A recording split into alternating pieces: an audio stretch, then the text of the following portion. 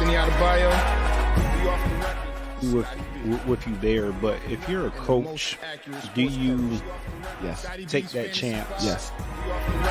You can reach us at the Off the Record Show at gmail.com. Anthony Adebayo, and the most accurate sports coverage. Scotty B's Fantasy 5. We're different from any other sports. His sophomore year. Comes back and says, you know what? And your boy, Scotty B.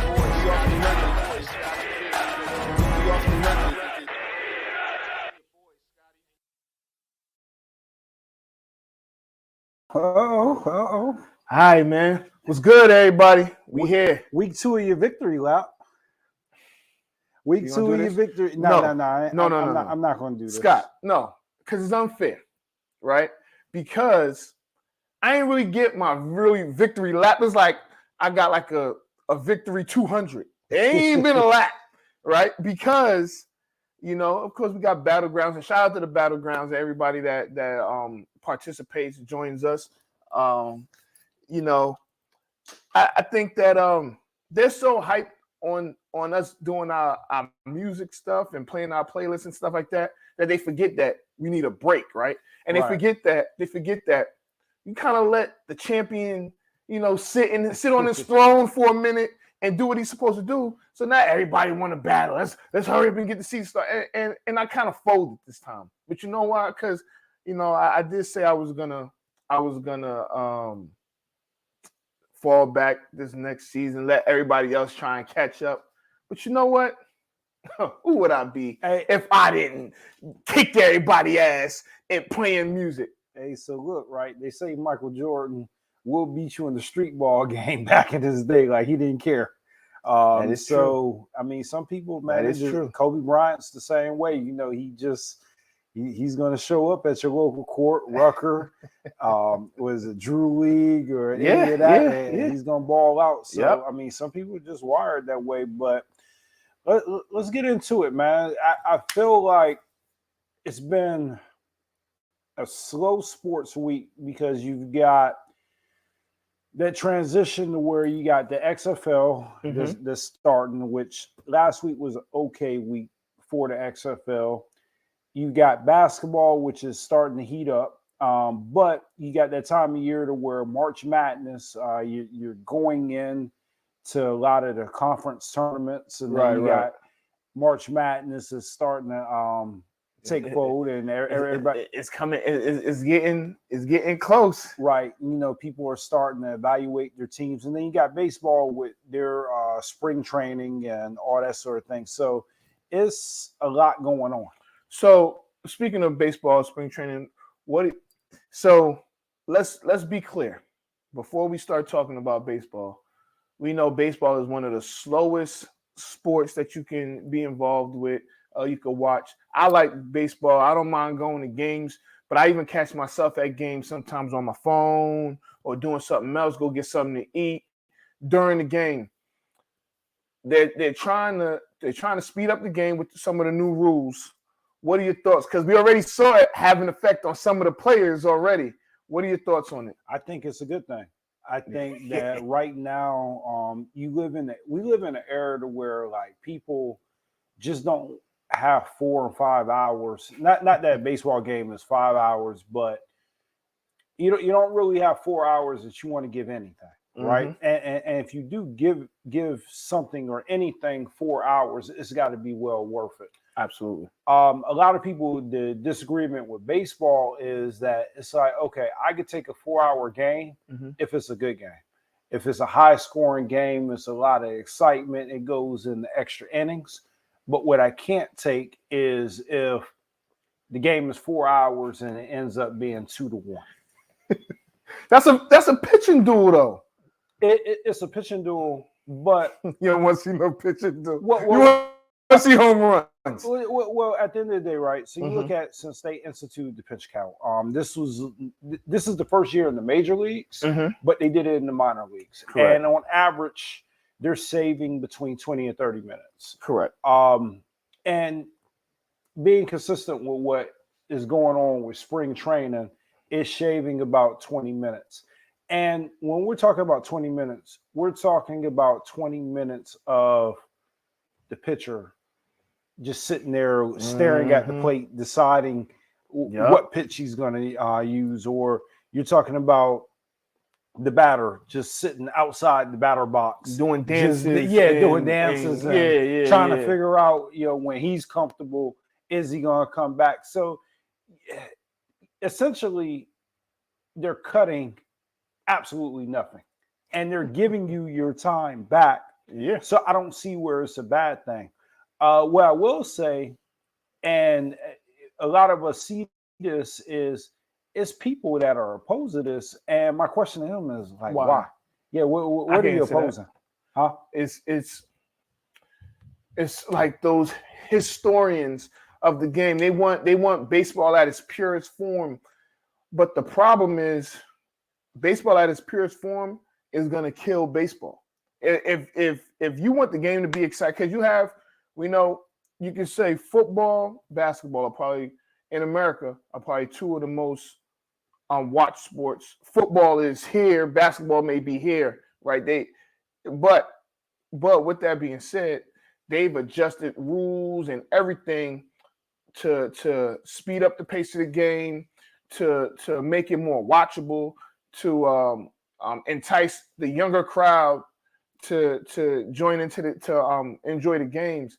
So you have like some of those 50, 60-year-old people who watch baseball now who may not be as tech savvy, right, or may not understand, they want to slow the game down so they can keep up per se. Because I've been to baseball games where I've seen men have like a score sheet, and they would, that was a 6-4-3 double play, and they're like, they're jotting it down like their coach on the side. So when you speed the game up, that part of the game may speed up for them who may be like a more hardcore fan. So in that case, it's either you get with the times or you get left behind. And that's what's happened with football. That's what happened with basketball. You look at somebody like Coach K, who was against one and dones. He would go on any show that would listen and say, I hate one and dones. And you know what he ended up doing? Getting a bunch of one and dones, because it was either he was going to do that, or Kentucky and whoever was going to just, UNC was just going to move right past them. And but I believe it's a bigger problem in baseball, right? Mm-hmm. So I think one thing, you're right. They do have to adjust the pace, right? And they do have to get with the times. But I think what makes baseball a little bit greater sports is the storylines, the rivalry games, and football, and the way that people can get behind their teams. And the same thing with basketball, to where I see basketball moving in the direction of where people are more fans of the players, because they change teams so much, and people like certain players, and it's not typical of a star to be on a team for their entire career. So people grow accustomed to, hey, I like Kevin Durant.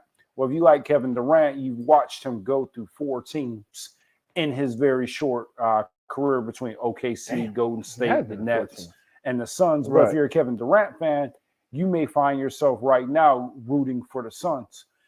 And baseball, you got, to your point, your hardcore fans, but I don't think anybody really, outside of the historians, really understand the new age rivalries, or the new age identities of a lot of the teams, to actually get behind them and say, oh, okay, this is bad blood. Or to, like me and you take the Cowboys and 49ers, right? That whole week, it was this tension. It was tension on the show. It was tension in every chat. It was tension in every conversation. We have another friend that's a Cowboy fan too, and it was the same type of tension. Absolutely. To where, like, it took a week after that game was played, and it took the 49ers losing for everything to kind of like just Get back go to normal. Yeah. to go back to normal. And you're right. You're right. And you laugh at it now, right?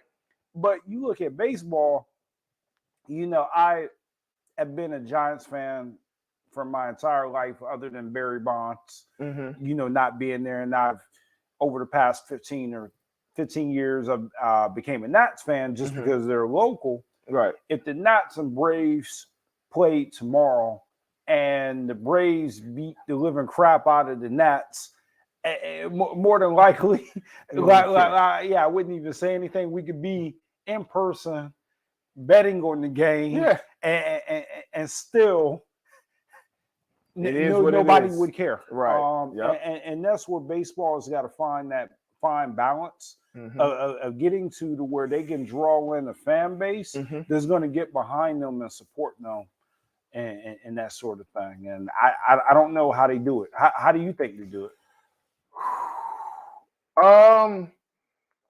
Part of it could be, you know, promoting like, you know, one, speeding up the game, but promoting rivalries. You don't really, the only rivalry that I can think of right now in baseball is Red Sox and Yankees, right? That's gonna be like, yo, I will kill you if whatever, right? You can't really think of anything right now other than that, you know, maybe, I mean, because what?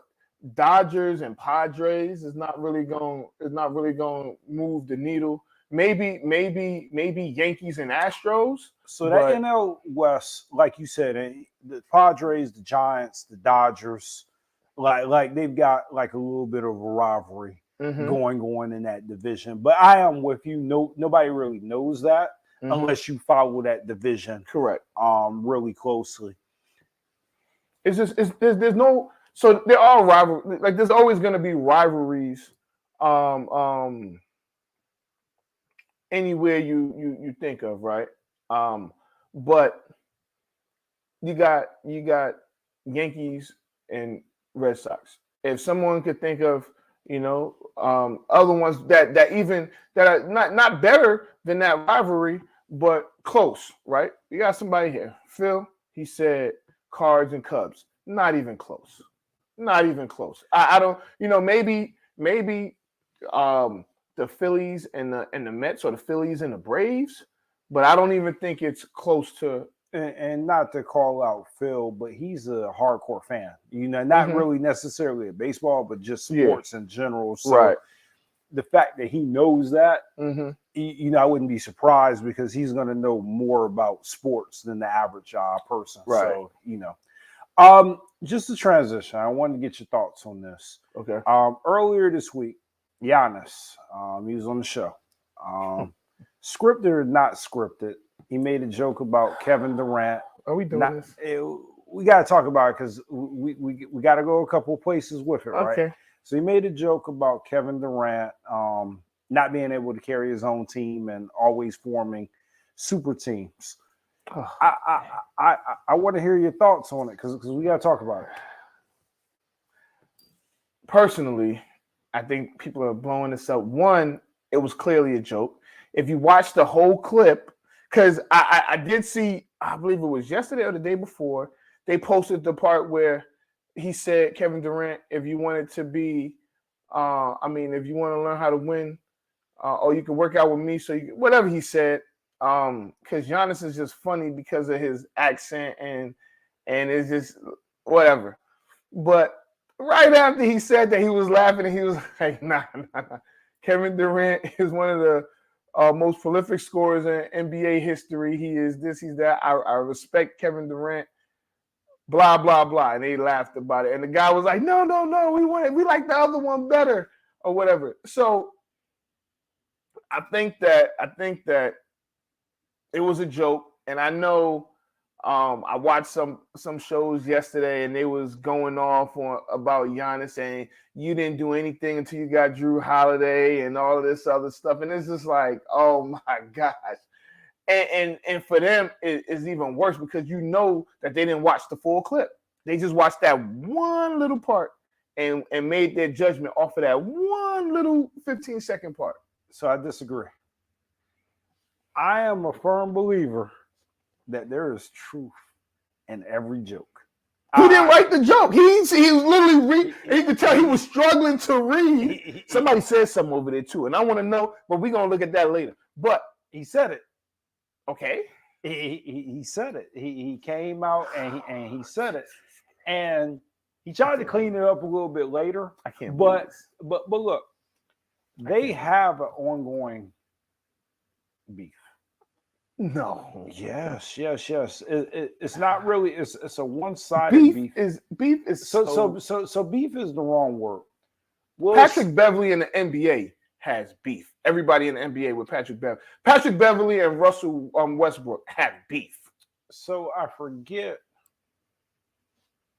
who Jay Will compared Giannis to, but it was like maybe about a year ago. A year and a half. I don't know. A year and a half ago, Jay Will said that Giannis was a cross between Kevin Durant and somebody having a baby. I can't recall what player. Magic Johnson or LeBron or something. It wasn't LeBron, but I remember that. Like if Kevin Durant and such had a baby. Was it Shaq?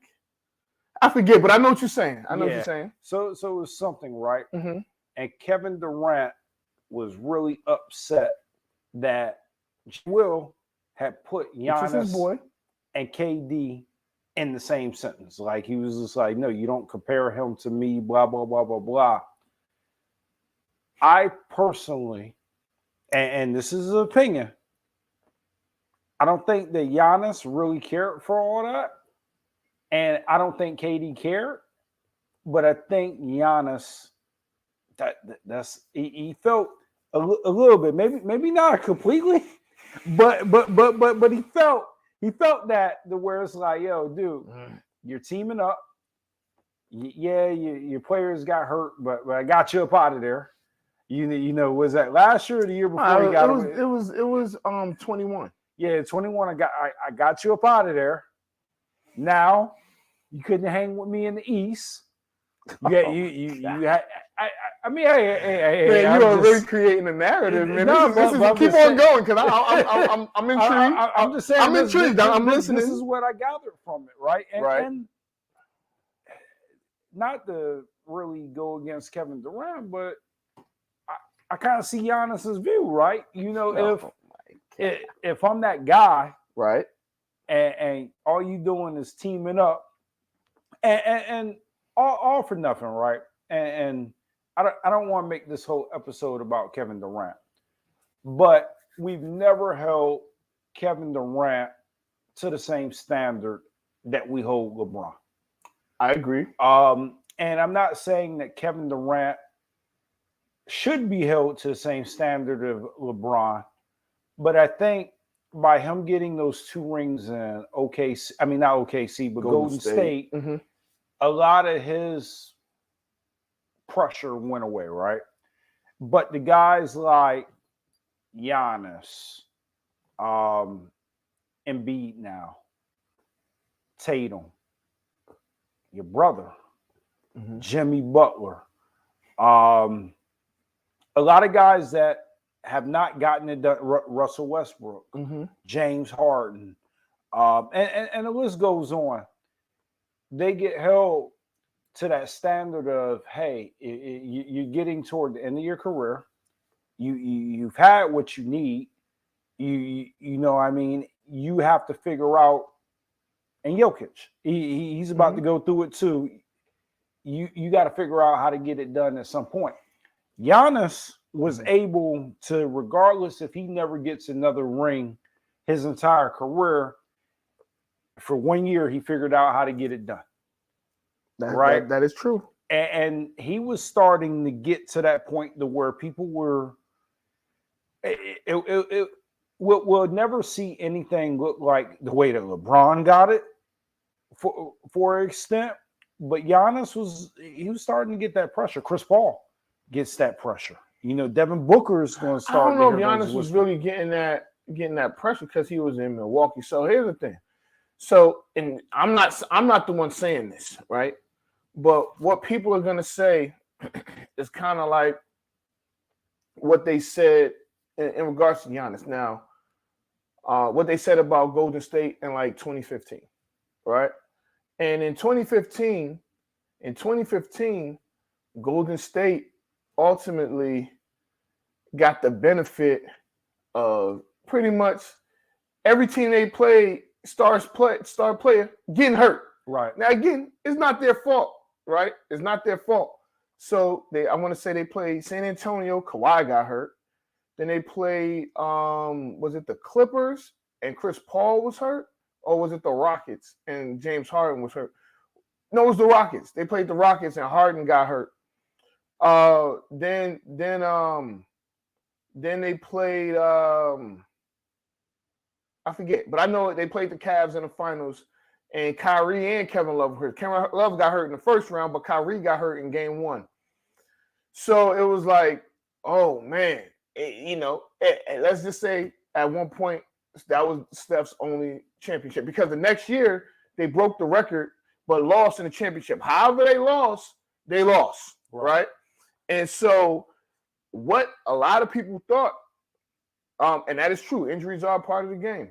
But what a lot of people thought was, man, LeBron is about to go to another level with these guys. And they said, and I feel, and this is my personal opinion, that the Warriors felt that too. They felt like, man, they're going to maybe add a piece here and there, and they're going to take it to another level.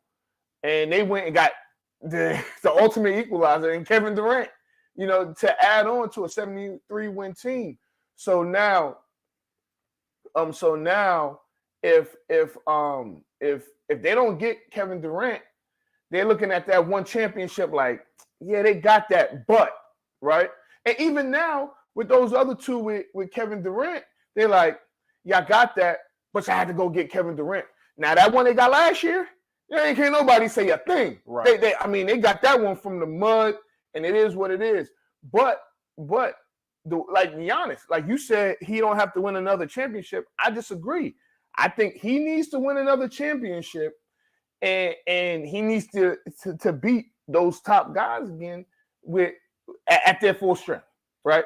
So let me ask you this, right? Mm-hmm. And I'm not going to ask you who you put on your Mount Rushmore of basketball. Okay. But is there anything that Giannis can do to be considered on that Mount Rushmore of basketball? I personally don't think it's much that he can do to feel like the greatest ever. Yeah, the greatest ever. Like, right now you got LeBron, you got Mike. The other two are debatable depending on who you're talking to. A lot of people, they may say Kobe, they may say Bill, they may say Kareem, they may say Tim. It's going to vary, but I think most people will acknowledge that Michael Jordan and LeBron James are two of the four, right? Yes. They're going to be in most majorities.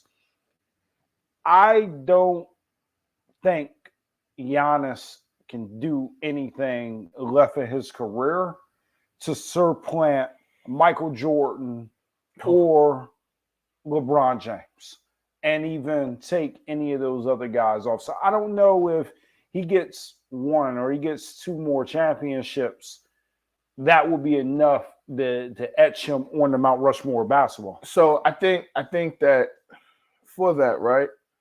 And with that, to get on lists like that, is to me is like championships are part of it, but it's like moments, like create how you're looked at on whether it's greatest list, Mount Rushmore, whatever. It's about moments, right? Because I could think of 5 LeBron moments right now that I'd be like, yeah, that's why he is who he is, right? But the first thing that comes to my mind is like, man, he scored 26 points in a quarter against Detroit, and they beat the Pistons, who should have been in the championship against the damn Spurs. You got Jordan is beating Magic. Forget everything he did before 91. because before he scored 60 points, won some dunk contest, did blah blah blah blah blah. But you beat the Lakers, then you had 3-peat, took a break, had another 3-peat. You know, you are who you are. Can Giannis have moments like that? I think he can, but I think it's late in his career to where he can create those moments. He's gonna have moments. Don't get me wrong, he's gonna have moments. I don't know if he's gonna have enough moments like what you're saying to be in that for all time. I think he's gonna be an all-time great. Will he be a Mount Rushmore type of guy? I don't think so. I think he's gonna have a statue in Milwaukee. He's gonna have his jersey's gonna be retired. He is going to be he's gonna go down as one of the greatest players to ever live. But will he ever get in that top 4? It's gonna be tough. But as far as like if we're talking about active players, if he's not 1, then he's 2. There's not 3 players in the league better than so active players. I can go with that, right? I think the reason why he'll never get on Mount Rushmore is for the era that he's playing in now. He's not the best player of the era. One thing you can say about Jordan is he dominated his era. LeBron James dominated his era. Now, people have arguments about him not showing up in certain games and not showing up in championships. We're not doing that. But if you look at the stats, he was there every year. You know what I mean? And it was LeBron dominated his era. We're not gonna he dominated his era. I don't think you could say the same for Giannis. Now his story isn't completely. So let me ask you this, because if you say that about Giannis, will you say that about Steph? Because yes, Steph changed the game, but did he dominate his era? And I'm just asking. I'm not saying he did or didn't. I would say he didn't dominate his era. I think he was successful during his era. So we was having this conversation. I'll segue because I promise you I'm going with this. All right. We was talking about most dominant battles. Right. And we was talking about like dominating a period of time. Right. So I thought about myself, right? And I said, I didn't dominate a time, but I was consistently competitive during that time. Like I won some, lost some. I look at stuff the same way to where, you can't point to a time period where he was the most dominant. He could have been considered the best player depending on how you wanted to look at it. But I don't think most people consider him the most dominant of the era that he played in.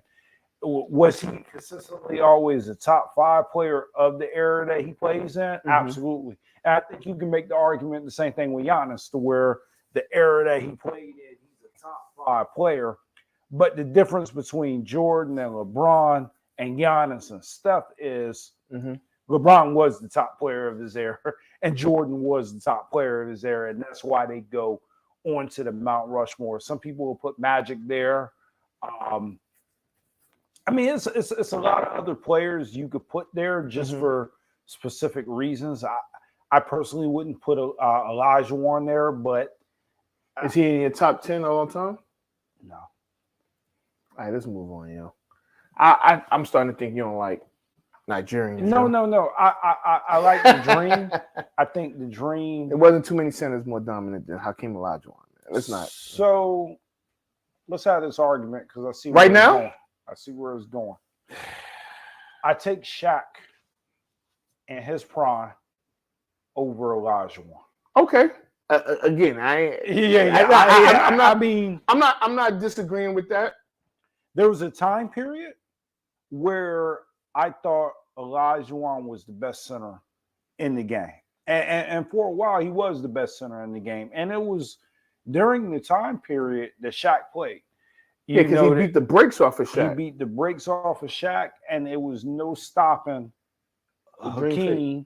When he dominated, to me, I would consider the golden era of centers in basketball. You don't have Hakeem Olajuwon in your top 10 players of all time? I've got to think about it, but I think if I've got to go with a center, Just one center? No, I'll put a couple there, but the one that comes to mind that despite whatever he did, and I do feel like he could have been, I ain't gonna say better, but had he worked a little bit harder, his career may have been a little bit prolonged. But Shaquille O'Neal was the most dominant big man that I ever saw play the game. Okay, now, so let me ask you this. And I'm putting you on the spot right now. Okay. You got 10 players. How many big men are you putting in your 10 players? And yeah, how many centers are you putting in your top 10? Centers. What do you consider Tim Duncan? Duncan? Tim Duncan? Tim Duncan is a power forward. Yeah, okay. So I can't classify him as a center. So this is gonna get good. This is gonna get good, John. Y'all should listen to this because this is gonna get good. So you have to, and I made this mistake one time. Mm-hmm. Kareem Abdul-Jabbar has got to go in top 10 player. Hey, look, man, I don't want to hear you. I just want to know how many centers would you put in your top 10 right now? You are on the spot. I got 2. 2 centers in your top 10. I got. Hey, you want to hear something funny? Yeah, I got. Hey, Phil said, hold on. And I don't know if you saw this yet. He said Scott may have 1 total big man in his top 10. That's crazy. That is madness, dog. That is madness. I'm thinking of Russell and we don't even have to go that far. We don't even have to go that far. You know why? Because we weren't born, right? I would say from 80 to present. From 1980 to present, top 10, and you only gonna have 2. I mean, first of all, if we talking all time, you already said 2. Okay, so because we cut it down by 30 years, don't mean you're gonna add more big men. No, so I'm on the fence about Elijah. Oh man, top 10 of all time, because you got to think, right? Mm-hmm. Kobe Bryant has to go in there. Okay. Michael Jordan has to go in there. Okay. And LeBron has to go in there. Magic probably got to go there too. And Magic got to go in there. That's 4 right there. Okay. Steph Curry has got to go in there. Okay. So that's 5. I'm listening. I'm listening. So Shaq and Kareem and Duncan. All right, that's 8. That's my 8 right there. Okay. I mean, and this is no particular order. We're just talking. Yeah. I got 2, and I got to use those 2 really, really, really wisely. And I'm listening, man. I'm just listening. Right now, I'm struggling with what to go in there because I ain't hear you say Doc. I ain't hear you say Barkley. I ain't hear you say. I'm just throwing names out. Moses Malone. I ain't hear Hakeem. No. I ain't hear. I'm just Hakeem may be able to get that last. I ain't hear David. I ain't hear David Robinson. Absolutely not. I ain't hear Bird. I ain't hear Dominique. No Dominique. I ain't hear Spud Webb. No Spud. I ain't hear Mourning, Ewing. Nope. Dikembe. I'm just throwing names. I'm just throwing. I was thinking more AI. Okay. I'm on the fence with AI. I'm thinking Oscar Robertson, the Big O. I'm thinking Elijah Wan. What about Jerry West? No. I mean, since you opened it back up to pre-80s. Yeah. We're not going Jerry West. Okay. I mean, he's a logo. He is, but I what about McHale? No McHale. Wow. Isaiah Thomas. Maybe. Joe Dumars. No, Joe Dumars. I get that. So ultimately, what I'm saying is, I think Phil's right. You have a front court bias. You don't. I mean, a back court bias. Wow. You don't really care for the post guys.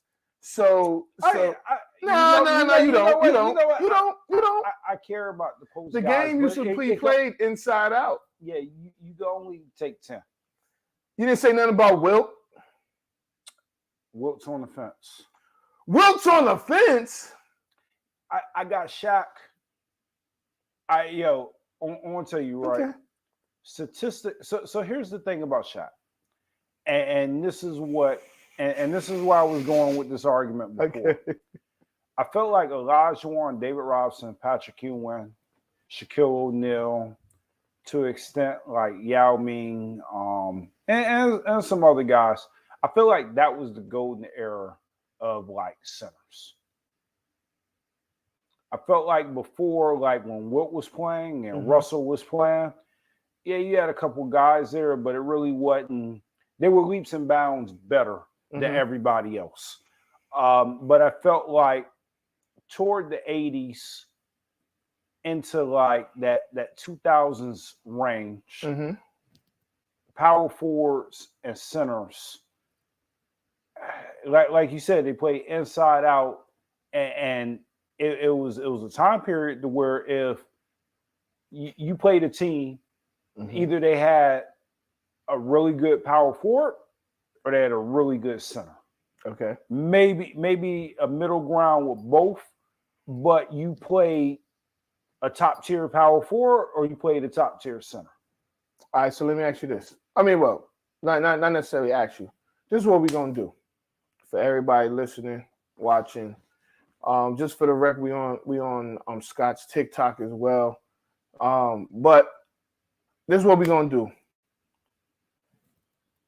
We're gonna do a top 10. We're gonna do 2 lists. Okay. You're gonna do one, I'm gonna do one. Okay. 2 lists each, because your front court bias is pissing me off. Okay. So we're gonna do a top 10 all-time list and a top 10 front court. So that could be, and listen, I'm saying this, right? He's gonna have 8 small forwards and 2 centers. No. 8 small forwards, 1 power forward, and a center. Right? But we're gonna do top 10. I got my top 10. No. Because we're gonna make it. We're gonna make it. I'm gonna let you go, but No. We're not gonna do this here. We're gonna write it. We're gonna make it look down, real. okay. We're gonna make it look real nice and fancy. We're gonna post it, and then we'll talk about it again next week. We're gonna post it, right? Because it's gonna cause a stir, right? It's gonna cause a stir because I can't believe that people think I have a front court bias. well, clearly you do. You literally named like 8 guards, 6 guards. So whatever. It is what it is. It is what it is. I know you always wanted to be a guard in your past life, But so what we're gonna do? We're gonna have a top 10 all-time list. So it's gonna be top 10 all-time, and we're gonna put it in order. Then we're gonna have, forget front court. We're gonna have top 10 centers. Because I don't even know if you know 10 centers. Oh, I got yeah, you. I don't even think you know 10 centers, yo. Yeah, so no, and I think 10 centers would be a little bit more fun, right? Okay. So we go top 10 all time. I got top 10 centers. And top 10. I got top 10. You don't even look that confident right now. No, I got top 10 now. No. I'm not going to say them now. Okay. So something that we talked about last week. Okay. And I want to revisit this subject, right? Okay. So we talked about load management last week. And since we talked about load management, other people have been talking about load management. And Raja Bell brought up a really, really good point. Okay. He said that what the fans don't see is a lot of these teams are telling these guys to sit. Absolutely. That it's not just the players that are just going in there and saying that they'll sit, because somebody has figured out well before the season, like, hey, we're going to get this guy 60 games, 22 games break. This is how we're going to break it up. And if we do it this way, it's going to prolong his career, and we can get more out of him, and we can figure it out. Do you think that the players are taking an unfair rap for this?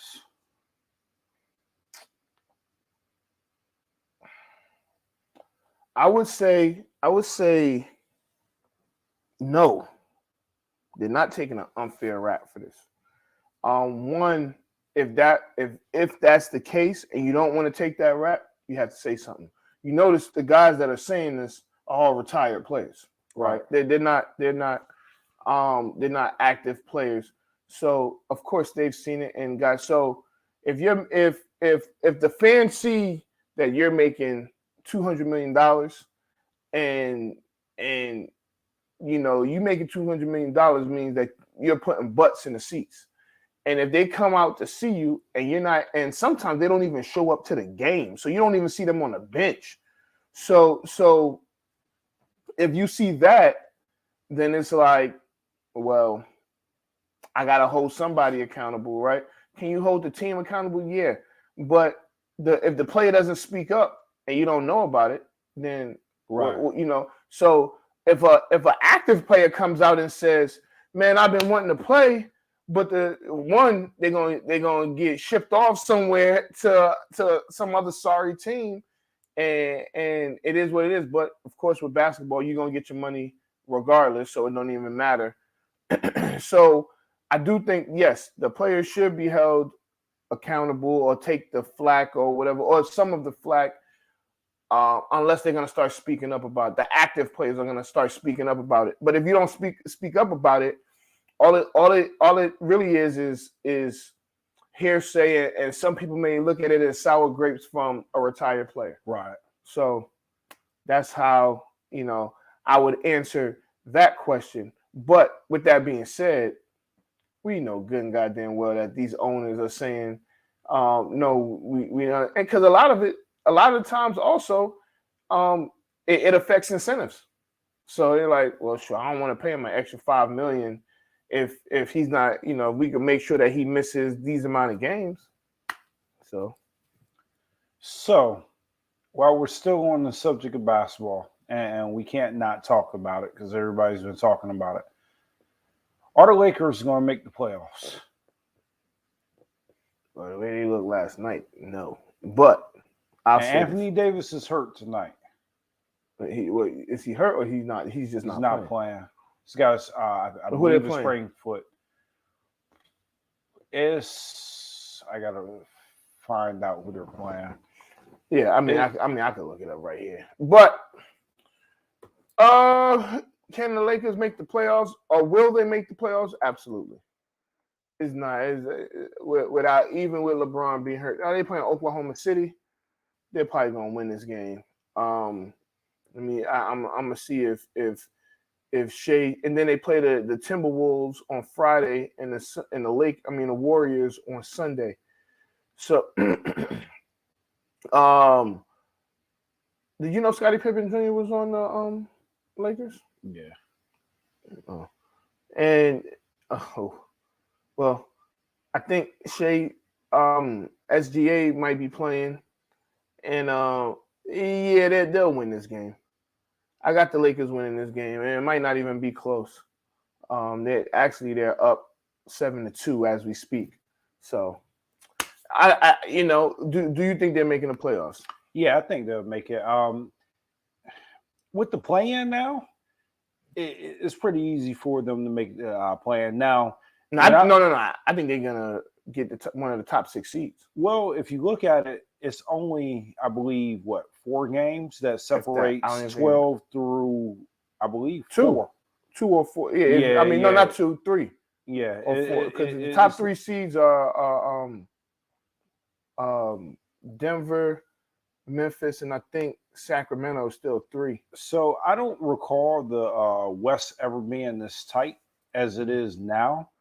I will say this, and I think he can do it, but they're going to need Anthony Davis to ball out. Like, he's going to have to play out of his mind.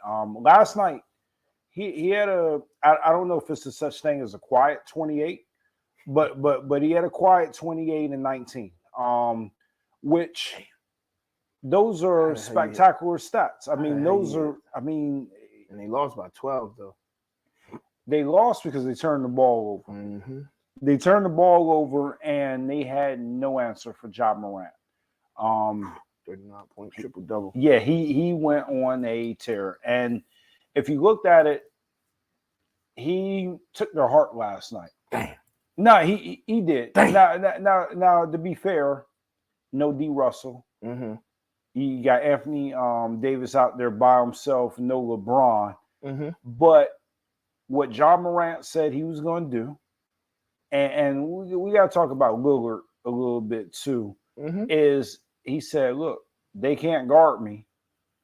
I am taking over this game, and there is nothing that you can do to stop me. And to an extent, I think that's what we want in a lot of our guys.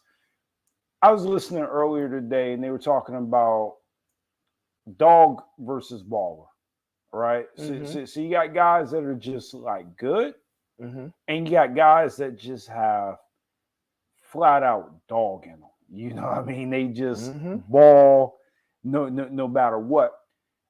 Ja Morant is borderline dog. Anthony Davis is a baller that is going to have to find that dog in him for the stretch if the Lakers are going to be successful. I think he can find that dog in him, but he's just going to have to say, look, I'm better than everybody.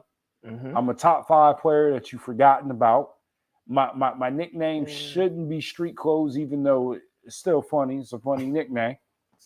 And he's going to go out. He's got to go out there and figure it out.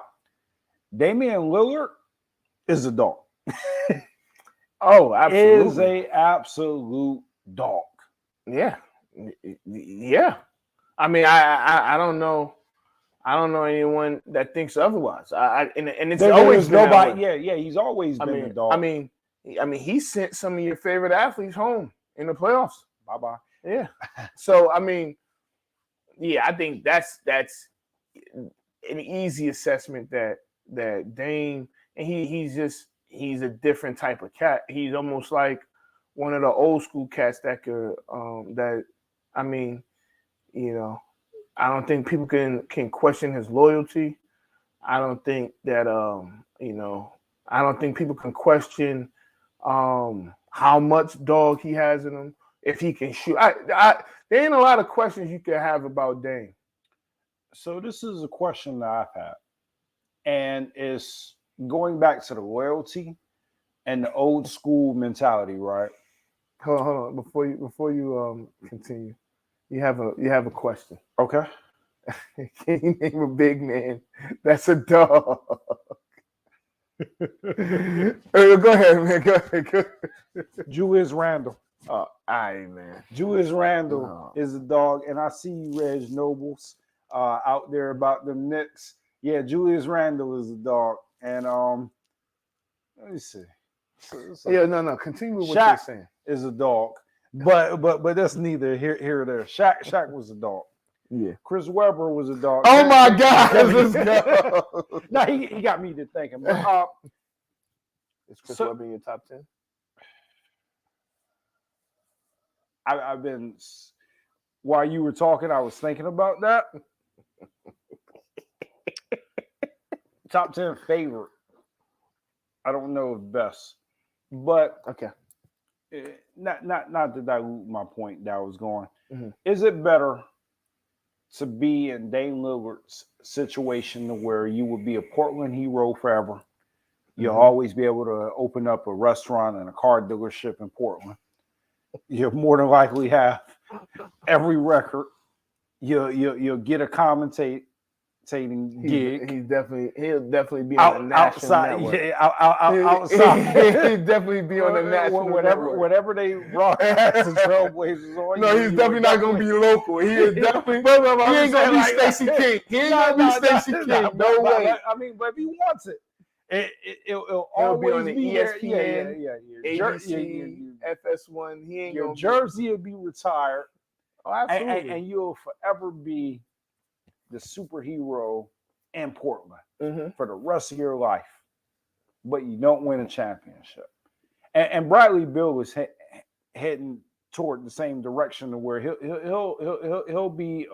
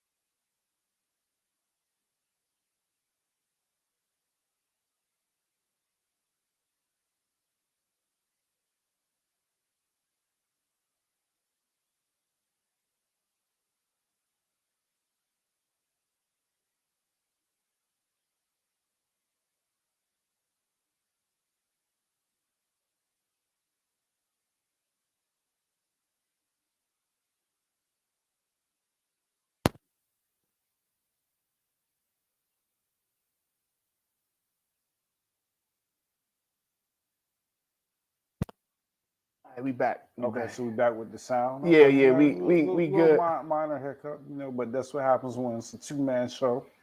Do your own production. Hey, things happen, man. Shout out to us. Can't be perfect. Yeah, Things happen. man.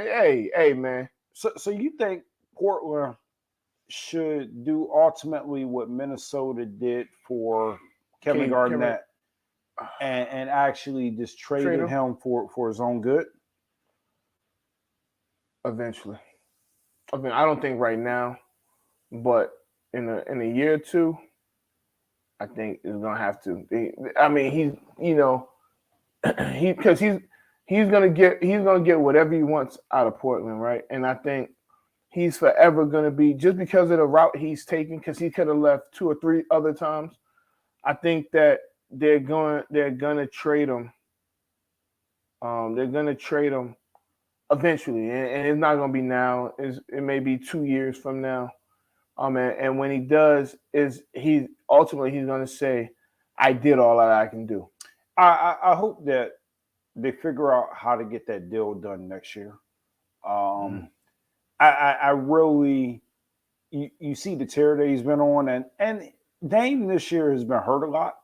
So, he started off the season red hot, and then he kind of got hurt. And it hasn't been like hurt for like a long period of time, but he'll have stretches to where he's out. But for all intents and purposes, like, he's balled out. And I don't know any team would use Dame Lillard. Mm-hmm. It's not one that's jumping out to me now that, hey, he's got to get to, like, he's going to take them to the next level. Sure, he can go to any team, but I don't necessarily know if those teams are already championship contenders. Boston, I really think that's a good one right there, because you got Jason Tatum, you got Brown, and you throw Lillard in there, and it'd be tough for you. It'd be tough to get Dame in Boston without giving up Brown. Oh, absolutely. And I'm not even sure that money even works. I was just thinking they can make it work. Yeah, but I mean, Dame's averaging 32 this year. No, he's balling. He's crushing it. But unfortunately, the way that the West shakes out, they'll be in the play-in maybe. And it's going to be tough sledding. Yeah, because right now they're in 11th. They're a game and a half out of the 10th. Lakers are a game. Wait, no, I'm sorry. They're half a game out of the 10th spot. Lakers are 1 game out of the 10th spot. The thing is, like you said, it's a 4-game difference between 4 and 12. That ain't a lot. It's a 5-game. It's a 4.5 game difference between 4 and 13. Those Texas teams is out of here. So I think we're both on the same page here. Dame is one of those players that he's got that dog in him. Mm-hmm. And I think he has his mind made up that his team will be in the playoffs. At the bare minimum, they will be in the play-in. So I'll bet whatever money I have that Dame will have his team there. And I think he's earned that respect. All right. So, we're about to get up out of here, right? I know we didn't really talk NFL. The Combine is this week. I know I remember it was times I was playing arena, right? And it was one season we were playing like the early game. So like this weekend was when, man, it's crazy because that game was like on March 4th. But whatever. But we went from Richmond to Illinois. So on the bus, we was like on one of those sleeper buses that has like the beds, they had like the TV. So we were watching the Combine. We were betting on the 40 times and who could get closest to the 40. It was betting like $1, $5 or whatever. But if is there anyone in this draft coming up that's at this Combine that if you could bet your money on, who would it be? a good question.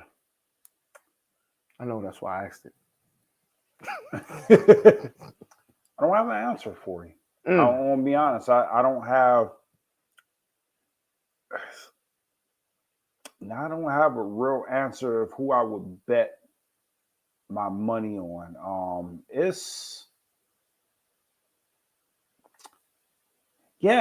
Nobody is coming to mind right now because I don't feel like the quarterback class is as strong as it possibly is. You got the receiver that played for TCU that I really like. He's a real good receiver. I can't think of his name. His name is slipping my mind, but I've got to look at some of the measurables and look at some of the other attributes. To see Harrison Jr. is not in the draft. It was just asked in the comments. He's only a sophomore, so he'll be back next year. But nah, the guy that I'm thinking about, and I think is gonna be fine, and I actually have a feeling that he's gonna be a steal in the draft, and he's going to he's probably gonna start maybe day one. Max Duggar, TCU quarterback. I think that he's probably gonna go second or third round, and wherever he goes, I have a feeling he's gonna put on a show in training camp and end up possibly starting day one. So it's funny that you bring him up, right? And it goes kind of in line with, it's a different sport, but it goes in line to what we were talking about. Sometimes it's not just about the intangibles, it's what do you turn on the tape and you see?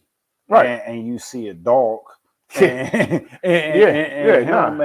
really honestly, and I guess that's where everybody kind of like gets a little bent out of shape with the combine is like that's all potential, but sometimes we get so wrapped up in the potential of a player that we forget that you should always bet on the dog that you see. So it's going to be interesting how that shakes out. He's going to end up being the best quarterback in his draft. I think that this is my personal opinion. I see Blake Bortles when I see Levis from Kentucky. I know a lot of teams like him. A lot of people like him. Blake Bortles? Yeah, Blake Bortles coming into the draft was. No, I remember, but that's not like a name or career.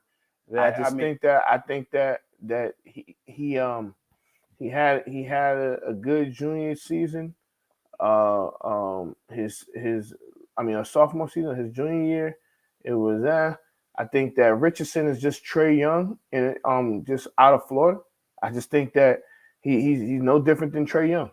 He's not enough starts. He's a project. He's gonna be a top 10 pick, but he's gonna be a top 10 pick off of potential. And more than likely he's gonna sit for the next 2 or 3 years. We're gonna forget about him until he gets the chance to play, and it's gonna be like, he's gonna be forced to play a little bit his rookie year because he's a top 10 pick. He's probably gonna go to a sorry team. Hooker from Tennessee is hurt, so you don't know what you're gonna get out of him. Who's the other quarterback that everybody's talking about? CJ Stroud. I think he's gonna be okay. Bryce Young. You got to show me because I do think that his size is getting overblown because this day and age, you ain't got to be the biggest because they can barely hit you anyway. Right. So it don't really matter. Who else is there that they talking about? I don't know. I mean, but there are some really good players. I think Bijan Robinson is going to be one of the best players in the draft. So when it comes to him, I think he's going to be a day one starter no matter what team he goes to. Even if he goes to the Dallas Cowboys, I think he starts day one over Tony Pollard, or they start together. Okay, This is my opinion. He's that good. So yeah, we'll see. I got a little battle to get to, so I'm gonna get up out of here. You staying or you leaving? We Nah, you we- got me. Caught me off guard. Like, Nah, yeah, but we'll definitely talk more about some NFL stuff. We'll see where these quarterbacks are going. By the time we back next week, the franchise period will be over, so we'll know what happens if they're going to franchise Lamar Jackson or not. We didn't want to talk Lamar Jackson or Aaron Rodgers because everybody. Also, you hear about it. keeps talking You about know, it. it is what it is. I think they're both staying where they are. Lamar Jackson and Aaron Rodgers are going to be in Baltimore and Green Bay, respectively. And Derek Carr is probably going to be in Indianapolis or some shit like that. Who knows? I mean, it'd be best bet to go to the Jets, but or the I Saints. sure hope he doesn't end up in Indianapolis It's has been a rough run. yeah. The last 4 or 5 years. Andrew Luck. Yes, yeah. They under the curse of Andrew Luck. Yeah, It's been they've had a different quarterback every single year since then. Hey, you want to end your career? Go to Indianapolis. Right now, that's yeah. So, all right, man. We're gonna get up out of here. This is Off the Record. I'm Anthony It's Adebayo. your boy Scotty B. All right, we out. Anthony Adebayo.